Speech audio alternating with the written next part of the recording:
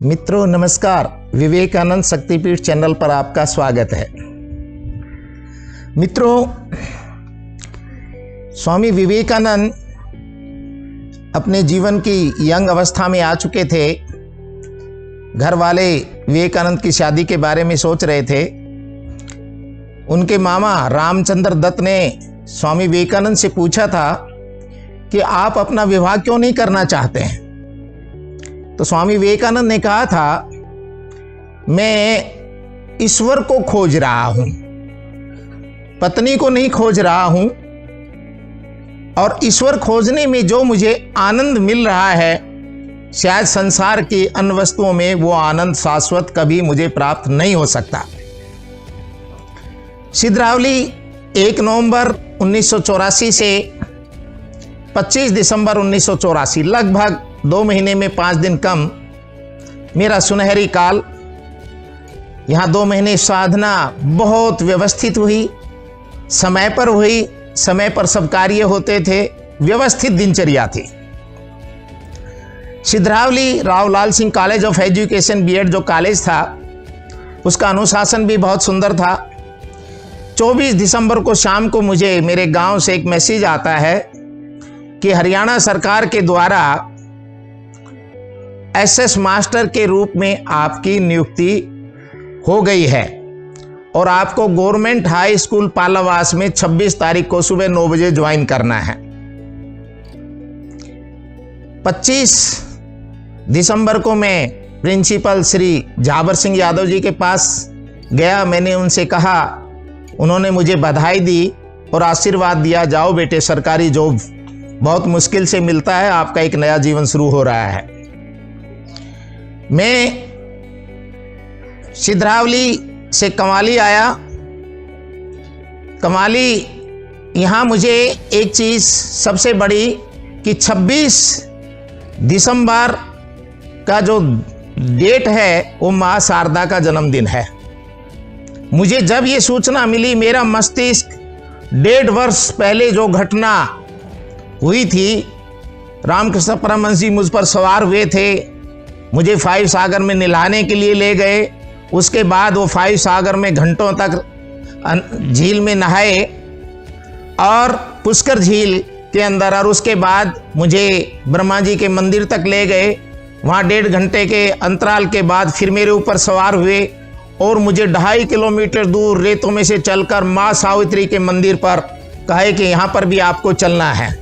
वो पिछली घटनाएं जिनका वर्णन 1.5 वर्ष पहले मेरे जीवन में हुआ है, तो मुझे आज वो तारीख याद आ रही थी कि माँ शारदा, जब मैं उस सावित्री मंदिर में पहुंचता हूं, सामने दोपहर का समय है और माँ शारदा की बहुत बड़ी छवि उसमें रखी हुई है। और मैंने अपने थैले से रामकृष्ण परमहंस का जो छवि थी, जिसको मैं पुष्कर झील में नहलाकर लाया था, वो भी सामने रख दी। और आधे घंटे तक जो भाव में जो मेरी साधना हुई थी, मैं फूट फूट कर रोया था और माँ से प्रार्थना कर रहा था कि माँ, आपने मुझे जीवन में कहाँ लाकर खड़ा कर दिया है। वो ही घटना तब उस समय माँ ने अंदर से वहां कहा था कि धैर्य रख, ढांढस रख, जीवन में सब कुछ अच्छा होगा। मुझे वो 26 दिसंबर की तारीख और माँ शारदा का जन्मदिन, यह नियुक्ति पत्र हरियाणा सरकार के द्वारा 26 दिसंबर को जारी मुझे मिला था, लेकिन अंतरतम से अपॉइंटमेंट ये माँ शारदा का आशीर्वाद था। मैं कमाली से पालावास 18 किलोमीटर की दूरी थी। घर वालों का ये दबाव था कि आप सुबह बस जाती है, शाम को बस वापस आती है, आप उसी से जाएंगे और घर आएंगे।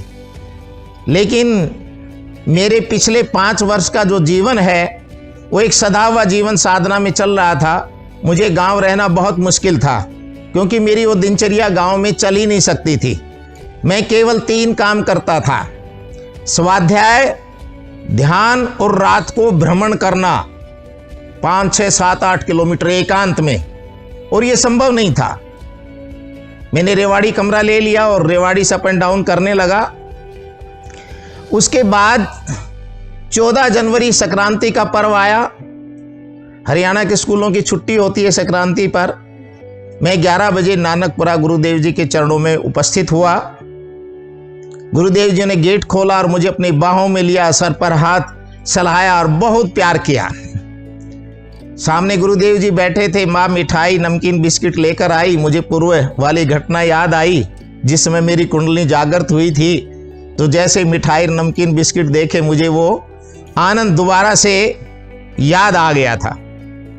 गुरुदेव जी ने मिठाई उठाई और मेरे मुंह की तरफ, तो मैंने उनसे कहा कि मैं स्वयं ले लूंगा।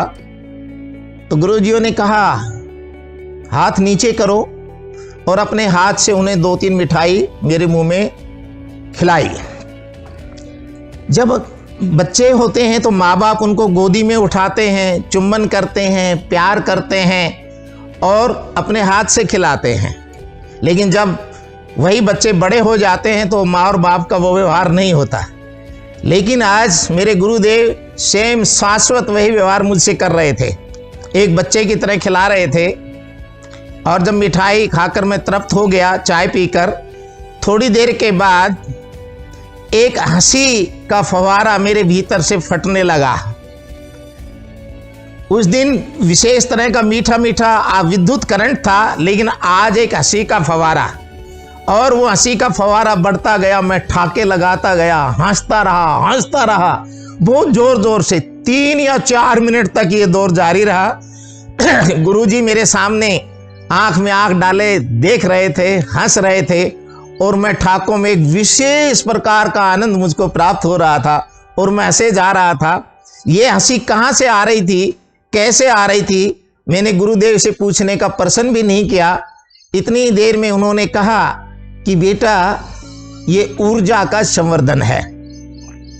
उसके बाद मैं गुरुजियों के पास से चला आया और उनकी एक विशेषता थी, जब मैं उनके पास जाता था तो मुझे बिना भोजन कराए वापस नहीं करते थे, हमेशा भोजन कराकर। और चलते समय जब वो मुझे विदा करते थे, उनकी जो हंसी थी, उनकी आंखों के अंदर जो ओज और खुली हुई आंखें और हंसी का जो फव्वारा था वो अद्वितीय था, जिसके बारे में मैं आपको बता भी नहीं सकता, अवर्णनीय है। कितने मुस्कान के साथ वो मुझे विदा करते थे।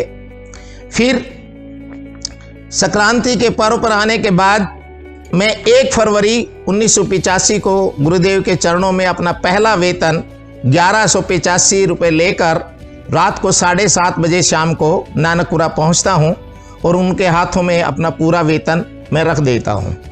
गुरुदेव जी ने वेतन हाथ में लिया, अपने हाथ फिर अपनी जेब में हाथ डाला और कुछ पैसे और निकाल कर उस वेतन में मिला दिए और मुझे वापस करने लगे। तो मैंने कहा कि मैं तो आपको समर्पित करने आया हूँ।